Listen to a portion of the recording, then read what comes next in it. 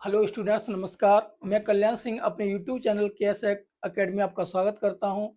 तो आज हम बात करने वाले हैं भौतिक विज्ञान क्लास 12th के बोर्ड एग्जाम में आने वाले विशेष नियमों पर, जो कि आपके हर पेपर में 2 या 3 नियम देखने को मिल जाते हैं, जो लगभग आपके 10 से 12 नंबर के होते हैं, जो हर बोर्ड एग्जाम के पेपर में आते ही आते हैं।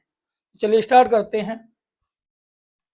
जैसे कि हम बात करें, पहला नियम है आपका क्या, कूलॉम का नियम। तो हम क्रमवाइज जितने भी नियम हैं फिजिक्स के अंतर्गत सभी नियमों को क्रम से पढ़ेंगे, ठीक है। अगर आप हमारी वीडियो पहली बार देख रहे हो तो चैनल को सब्सक्राइब कर लीजिए, ठीक है, तथा अपने दोस्तों को शेयर कर दीजिए, ठीक। तो चलिए स्टार्ट करते हैं। कूलॉम का नियम, तो ये कूलॉम का नियम होता क्या है, तो देखिए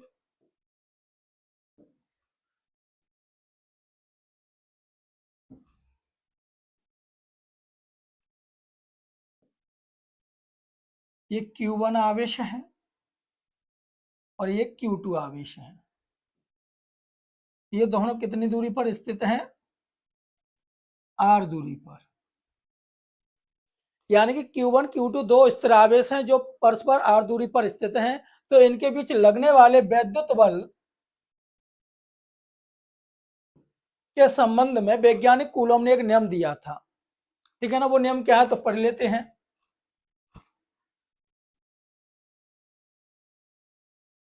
किन्हीं दो स्थिर आवेशों के बीच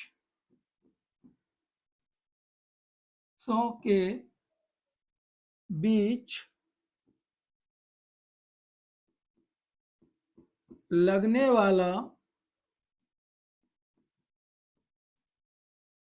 वैद्युत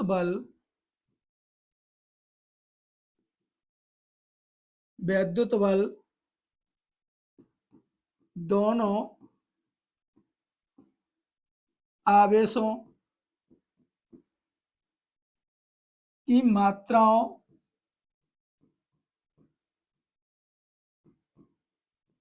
के गुणनफल के अनुक्रमानुपाती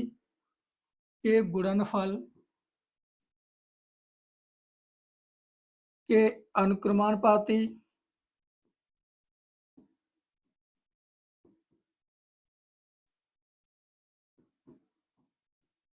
तथा उनकी बीच की दूरी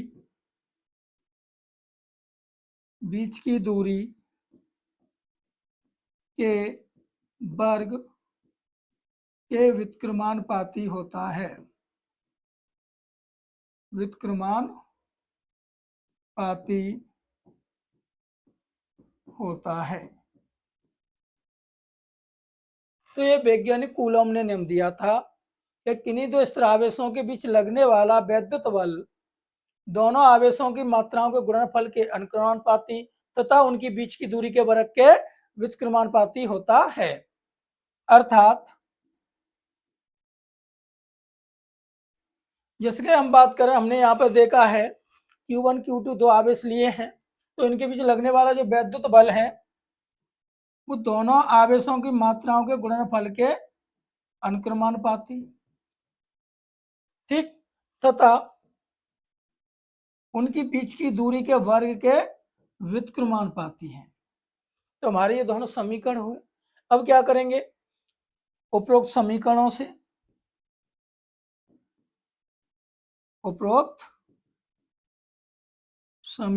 से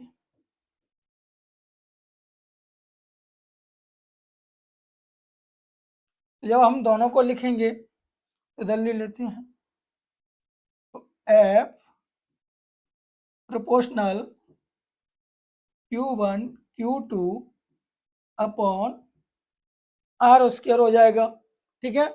अब यहाँ से हम अनुक्रमानुपाती नियतांक हटाएंगे तो एक चिन्ह आएगा, ठीक है। तो यहाँ से हो जाएगा, जब अनुक्रमानुपाती चिन्ह उठाएंगे तो नियतांक के रूप में आ जाएगा क्या हमारा, small k Q1 Q2 upon R square.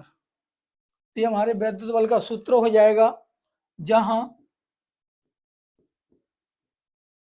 k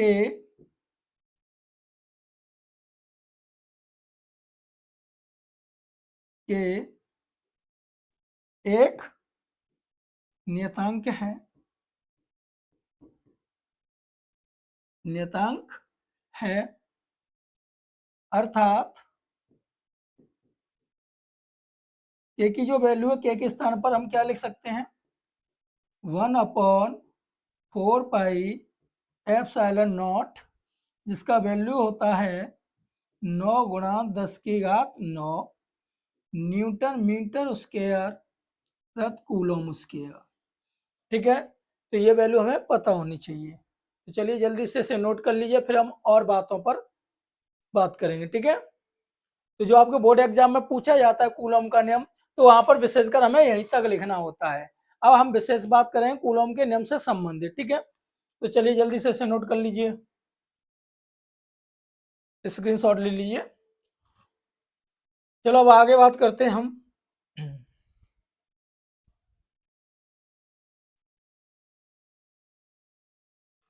तो देखिए अब कूलम के नियम से विशेष संबंधित बातें क्या हैं।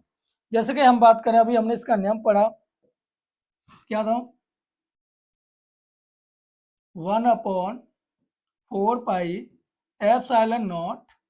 Q1 Q2 upon r square, ये हमारे वैद्युत बल का सूत्र था। ठीक, अब क्या हो, जैसे कि अभी हमने बात की थी Q1 आवेश था, Q2 आवेश था, दोनों आवेश परस्पर कितनी दूरी पर स्थित थे, r दूरी पर स्थित थे। अब क्या हो सकता है, इनके बीच में के परावैद्युतांक वाला पदार्थ रखा हो, या हो सकता है दोनों आवेश के परावैद्युतांक वाले माध्यम में रखे हों। तो यहाँ पे जब हम बात करेंगे, तो यहाँ पे जैसे कोई माध्यम होगा,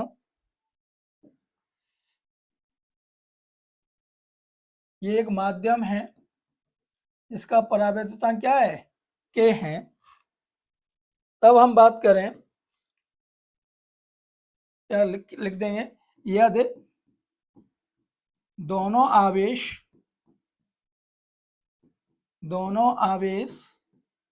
के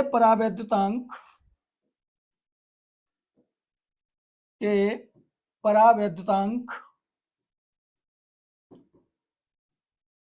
वाले माध्यम में रखे हों,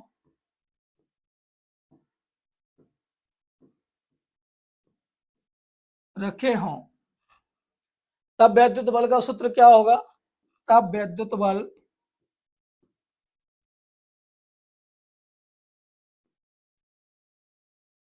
F इक्वल टू 1/4 के Q1 Q2 upon r square हो जाएगा। ठीक है, तो देखो अभी एक के पहले आई थी जो नियतांक के रूप में थी, तो वहां पे आपकी स्मॉल के थी, यहाँ पे जो के है ये कैपिटल के, इस बात का विशेष ध्यान रखना है। ठीक है, तो देखो अब हम बात करें तो देखो कभी कभी क्या होता है, जहां एप्सिलॉन नॉट क्या है भाई, एप्सिलॉन नॉट, तो ये भाई निर्वात की वैद्युशीलता, निर्वात की वैद्युशीलता।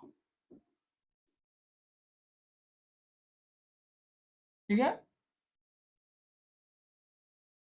वैद्युशीलता जिसका मान होता है 8.85 गुणा 10⁻⁻12 कूलम स्क्वायर प्रति न्यूटन स्क्वायर। ये बात ध्यान में रखना हमें। अब बात आती है क्या, माध्यम की वैद्युशीलता। माध्यम की वैद्युशीलता भाई क्या होगी, वैद्युतशीलता एप्सिलॉन बराबर होता है एप्सिलॉन नॉट के। ठीक है, तो अब इसकी जगह हम क्या यूज कर सकते हैं, एप्सिलॉन नॉट के की जगह एप्सिलॉन भी यूज कर सकते हैं। F equal to 1/4 epsilon into Q1 Q2 upon r square हो जाएगा। ठीक है, तो ये बात भी हमें विशेषकर पता होनी चाहिए। तो देखो एप्सिलॉन नॉट के की जगह क्या आ गया, एप्सिलॉन, एप्सिलॉन क्या भाई, माध्यम की वैद्युशीलता है। ठीक है, अब यहाँ पे हम बात करें के का मान क्या होगा, तो देखो वायु के लिए के का मान कितना होता है? 1। और यही होता है किसके लिए? निर्वात के लिए या निर्वात। और हम बात करें शुद्ध जल के लिए, तो शुद्ध जल के लिए के का मान होता है वो होता है 81। तो ये हमें पता होनी चाहिए, ठीक है। यानी कि परावैद्युतांक के का मान वायु या निर्वात के लिए कितना होता है? 1 होता है, और जल के लिए कितना होता है? 81 होता है, ठीक है। अब हम बात करें तो ये तो ठीक है। अब यहाँ पे के मान और भी निकाले जाएंगे, तो पहले चलो इसे देख लेते हैं। अब ये दे रखा है तो हमें इस वाले सूत्र पर विशेषकर ध्यान देना है कि एप्सिलॉन भी यूज कर सकता है, जो कि हमारी माध्यम की वैद्युशीलता होगी, ठीक है। तो चलिए जल्दी से कॉपी कर लीजिए। चलिए अब आगे बात करते हैं हम।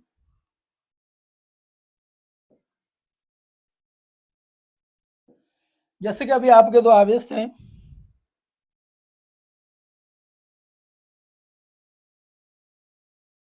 Q1 Q2, ये दोनों आवेश कितनी दूरी पर थे? R दूरी पर। तो इनके बीच अभी माध्यम के प्रावधानों का माध्यम भरा था, ठीक है ना। तो उसके लिए हमारा सूत्र क्या आया था? F equal to 1/4 pi epsilon naught k, Q1 Q2 upon R square आया था। अब यहाँ पे हम विशेषकर बात करने वाले हैं, जो ये के है, के क्या है? परावैद्युतांक। तो अलग अलग माध्यमों के लिए इसका मान अलग अलग होता है। जैसे कि हम बात करें, अभी बताया था मैंने,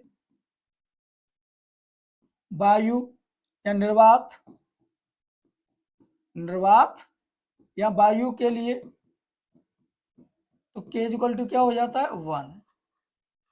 हम बात करें चालकों के लिए, चालक या धातुओं के लिए, चालकों के लिए के का जो मान होता है होता है अनंत। अचालकों के लिए बात करें, अचालकों के लिए तो के का मान 1 के बराबर या 1 से बड़ा होगा और अनंत से छोटा होगा, ठीक है ना। किसके लिए? अचालकों के लिए। तो ये वैल्यू हमको पता होनी चाहिए, ठीक है। अब हम बात करने वाले हैं वैद्युत बल का सदिश रूप, ठीक है। वैद्युत बल का सदिश रूप, तो ये कई बार एग्जाम में पूछ लिया जाता है। वैद्युत बल का सदिश रूप तो क्या होने वाला है भाई? ये तो देखो, F, जैसे कि मान लिया ये हमारा 1 है और ये हमारा कौन सा? 2 है, ठीक है ना। ये 2 है, तो अब यहाँ पे क्या करना है? 1 से, यानी पहले आवेश द्वारा दूसरे पर बल, ठीक है। तो ये हो जाएगा 1/4 pi epsilon naught k Q1 Q2 upon RQ R12 vector, या इसका दूसरा भी रूप लिख सकते हैं 1/4 pi epsilon naught k Q1 Q2 upon R square R12 Kaif. तो यहाँ पे विशेषकर हमें ध्यान देने वाली बात ये है कि यहाँ पे देख रहे होंगे R12, तो यहाँ पे ये एक सदिश के रूप में है, स्थिति सदिश है। और यहाँ पे हम R12 को देखेंगे तो यहाँ पे एकांक सदिश है। तो एकांक सदिश जहाँ जानते ही हम क्या होता है? एकांक सदिश R वेक्टर अपॉन R, इस वैल्यू को इस जगह रख के हल करेंगे तो हमारा यही फॉर्मूला निकल के आ जाएगा, ठीक है। तो ये बात हमें पता होनी चाहिए, ठीक। और हमें पता होना चाहिए कि ये कूलॉम का जो नियम है वो न्यूटन के गति विषयक 3 नियम थे। पहला था जड़त्व का नियम, जड़त्व से संबंधित था। दूसरा था हमारा क्या? संवेग परिवर्तन की दर से। और तीसरा था क्रिया प्रतिक्रिया, ठीक है। तो ये कूलॉम का जो नियम है ये न्यूटन के तृतीय नियम पर आधारित है, क्रिया प्रतिक्रिया के सिद्धांत पर, ठीक है। तो ये भी बात ध्यान में रखनी है। कूलॉम का जो नियम है, यहाँ पे जो बल लगता है, जितना बल ये इस पर लगाएगा उतना ही बल ये इस पर लगाएगा। तो ये न्यूटन के तृतीय नियम से संबंधित है। तो ये भी बात पूछ लेते हैं, ठीक है। तो इस बात को चलिए जल्दी से कॉपी कर लीजिए। फिर हम एक विशेष बात करने वाले हैं, चलिए जल्दी से नोट कर लीजिए। चलो वीडियो को रोककर नोट कर सकते हैं। चलो अब बात करते हैं हम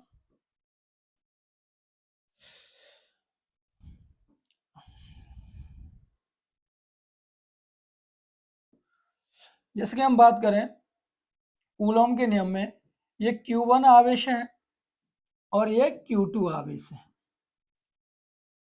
और जो परस्पर कितनी दूरी पर स्थित है, R दूरी पर स्थित है। अब जब हम थोड़ा कंपटीशन में चले जाते हैं तो यहाँ से जैसे कि जीमेंस वगैरह में, नीट वगैरह में, तो वहाँ पे इसका लेवल थोड़ा बढ़ जाता है। जैसे कि हम देखें कि अभी ये Q1 Q2 दो आवेश हैं और इनके बीच हम इतनी दूरी में के परावैद्युतांक का पदार्थ रख देते हैं, ठीक है ना, जिसकी मोटाई यहां से यहां तक की दूरी है वो है स्मॉल टी। तब इसकी प्रभावी दूरी क्या होगी, तो यहाँ इन दोनों के बीच प्रभावी दूरी जो कि कूलॉम के नियम को प्रभावित करती है, ठीक है। तब इनके बीच लगने वाला विद्युत बल क्या होगा, उसका मान निकालना है, ठीक है ना। अब ये पूरे माध्यम में नहीं, केवल छोटा सा एक पदार्थ है जिसका परावैद्युतांक के है और जो टी मोटाई का है, दोनों आवेशों के बीच में रखा है। तो इनके बीच लगने वाला बल किस प्रकार प्रभावित होगा, इसकी दूरी किस प्रकार प्रभावित होगी, तो वो देखते हैं।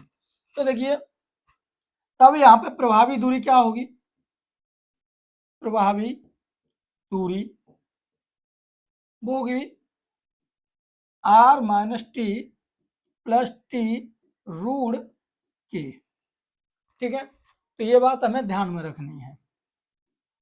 तब हम बात करेंगे दोनों आवेशों के बीच, तब दोनों आवेशों के बीच